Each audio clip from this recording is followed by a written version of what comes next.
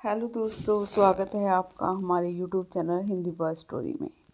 पंजाब के एक छोटे से गांव बैरूपुर में कमला नाम की एक गरीब बूढ़ी औरत रहती थी।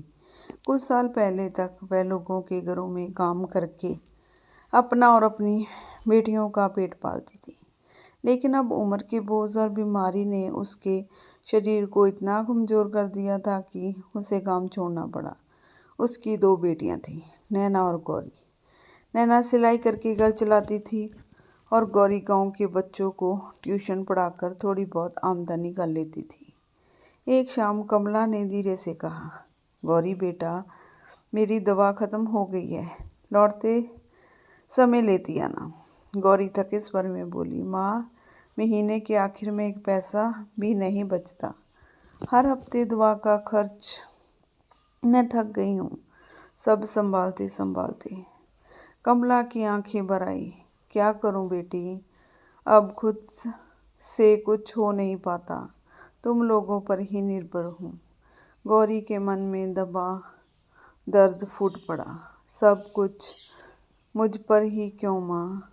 कभी दीदी से भी कह सकती हो, वो भी तो कमाती है। कमला ने धीमे से कहा, कुछ दिन पहले उससे पैसे लिए थे, दोबारा मांगने में शर्माती है। गौरी ने तड़प कर जवाब दिया, आपको उनसे मांगने में शर्म आती है, पर मुझसे कहते वक्त नहीं। इतना कहकर वह चली गई। कमला खुद की को बेटियों पर बोझ समझकर रोने लगी। उधर नैना पड़ोस के घर सिले कपड़े देकर पैसे लेकर लौट रही थी। मन ही मन सोच रही थी कि थोड़ा खुद के लिए रखेगी और बाकी माँ को दे देगी। तभी गांव का दबंग युवक जीतू उसे देख लेता है। वह सालों से नैना के पीछे पड़ा था और ज़बरदस्ती शादी करना चाहता था, पर नैना उससे नफरत करती थी। जीतू रास्ता रोककर हंसते हुए बोला, आज तो मेरी होने वाली दुल्हन के दर्शन हो गए। नैना डर गई। रास्ता छोड़ो जीतू, मुझे जाने दो, वह हंसकर बोला। शादी तो तुम मुझसे ही करोगी, नैना ने दृढ़ स्वर में कहा। मैं मर जाऊंगी पर तुमसे शादी नहीं करूंगी। वह रोती हुई घर भाग आई और माँ को सब बताया। कमला का दिल कांप उठा, पर उसने हिम्मत बंधाई, जब तक मैं जिंदा हूँ वो तुम्हारा कुछ नहीं बिगाड़ सकता। मैं तुम दोनों के लिए अच्छे घर ढूंढूंगी। इसी बीच लुधियाना के प्रसिद्ध अनाज व्यापारी रघुवीर सिंह अपने बेटे अर्जुन और करण के लिए रिश्ते देख रहे थे। किसी ने के जरिए उन्हें नैना और गौरी की तस्वीर मिली। उन्होंने बड़ी बेटी गौरी को अर्जुन के लिए और नैना को करण के लिए सोचा, पर जब अर्जुन ने नैना की तस्वीर देखी तो वह उसे पसंद कर बैठा। रघुवीर ने घर वालों से सलाह कर फैसला किया कि अर्जुन की शादी नैना से और करण की शादी गौरी से होगी। उधर कमला ने भी बेटियों की राय ली।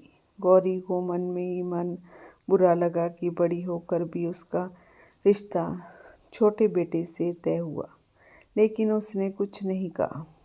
अंदर ही अंदर ईर्ष्या का बीज अंकुरित हो गया। शादी धूमधाम से हुई। नैना को बड़ी बहू का सम्मान मिला। एक दिन रघुवीर ने अपनी दिवंगत पत्नी के गहने दोनों बहुओं में बांटने को दिए। कमला ने बड़ी बहू होने के कारण नैना को थोड़ा ज़्यादा दे दिया। गौरी के मन में चुभन और गहरी हो गई। उधर अर्जुन ने नैना की पढ़ाई जारी रखने के लिए प्रेरित किया। तुम सिर्फ मेरी पत्नी नहीं, अपनी पहचान बनाओ, उसने कहा। नैना की आंखों में सपने लौट आए, लेकिन गौरी अपने पति करण को भड़काने लगी। देखो, हमेशा भैया को ही महत्व मिलता है। धीरे धीरे करण ने मन में भी ईर्ष्या करने लगी। एक दिन रघुवीर ने 20 बीघा जमीन खरीदी और कागज दोनों बेटों के नाम बराबर बांट दिए, पर ये बात करण को ठीक से समझ नहीं आई। गौरी ने आग में घी डालते हुए कहा, सब कुछ भैया को मिलेगा, हम खाली हाथ रह जाएंगे। करण गुस्से में पिता से उलझ पड़ा। रघुवीर आहत हुए, पर उन्होंने सच्चाई बताने का मौका नहीं पाया। कुछ ही दिनों बाद उनकी नींद में मृत्यु हो गई। घर में शोक छा गया, पर गौरी के मन में लालच ही घूमता रहा। 1 महीने बाद अर्जुन ने सबको गांव की पुरानी बावड़ी के पास बुलाया। उसने जमीन के असली कागज सामने रख दिए। पिताजी ने सब बराबर बांटा, 10 बीघा तुम्हारी, 10 मेरी। करण स्तब्ध रह गया। उसे अपनी गलती का एहसास हुआ। अर्जुन ने शांत स्वर में कहा, गलतफहमियां खत्म करने के लिए हम अलग रसोई और अलग घर बनाएंगे, ताकि झगड़े ना हो। गौरी की आंखों में से आंसू बह निकले। उसने सिर झुका लिया। मैंने जलन में आकर सब बिगाड़ दिया। करण ने भी बाई से माफ़ी मांगी। कमला ने राहत की सांस ली। उसे लगा कि बेटियों की जिंदगी अब संभल जाएगी।